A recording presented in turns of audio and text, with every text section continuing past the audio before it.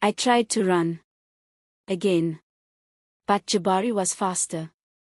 His grip closed around my wrist, sending that same electric jolt through my skin, the one I'd felt the first time he touched me, the one I hadn't been able to stop thinking about.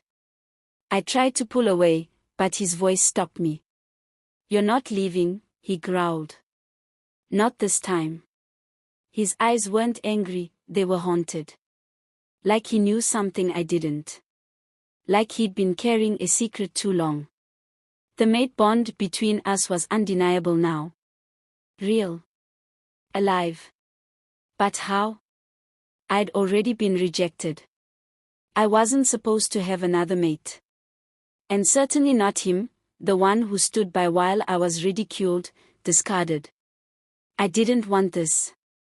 But the bond, it pulled. And the more I fought it, the more I began to change. My hearing sharpened. I could hear the rustling of leaves from across the woods. I could smell emotions, fear, lust, anger, like scents on the wind. My reflexes were too fast. My strength, unnatural. My wolf was waking up. But it wasn't just her. There was something else inside me, something darker, older. Something that had been waiting. Then came the whispers. About my mother. About how she didn't just disappear for a few months 20 years ago, like she claimed. About how she came back, with me. And the man she returned from the human world with wasn't just a stranger. He was a vampire. A powerful one. My real father. The truth gutted me. I wasn't wolfless because I was broken. I was wolfless because I was half something else, something the pack feared more than death itself. Half wolf. Half vampire. My mother had tried to protect me. Hidden me. Lied to the pack. Lied to me.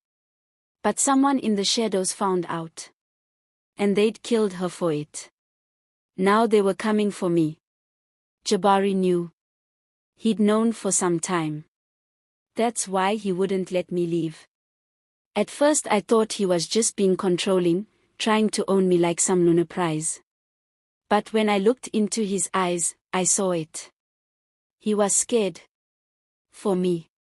"You should have told me," I whispered. "I wanted to," he said. "But I thought you'd never trust me." He wasn't wrong. I didn't know how to trust anyone anymore.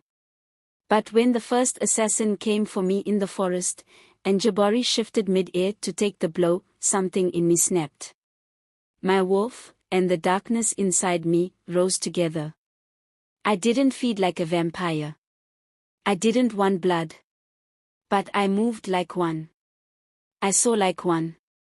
I fought like something more than a wolf. And I knew, in that moment, I wasn't cursed. I was made.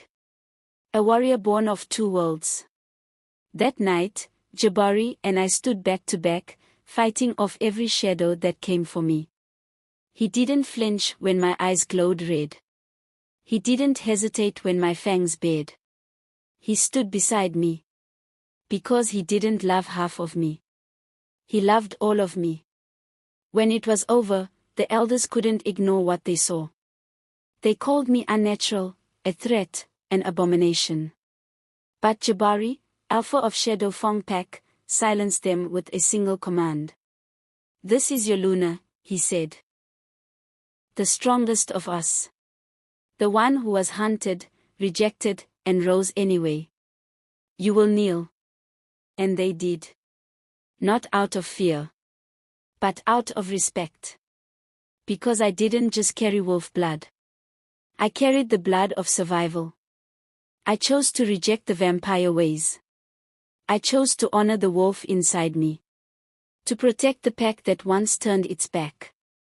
Not because they deserved it, but because I'd earned my place. And Jabari, my mate, my enemy turned protector, stood beside me, no longer a stranger. We weren't fated mates by the moon goddess alone. We were chosen by battle. By fire. By truth. Now, when I run through the forest under the full moon, with Jabari at my side and the pack howling behind us, I'm no longer the cursed girl who couldn't shift. I am Zora Okafor, Luna of the Shadowfang pack, daughter of a vampire, heir of the wolf. And I will never run again. The end. Thank you for watching. Don't forget to subscribe, like and comment the lessons you learned from the story.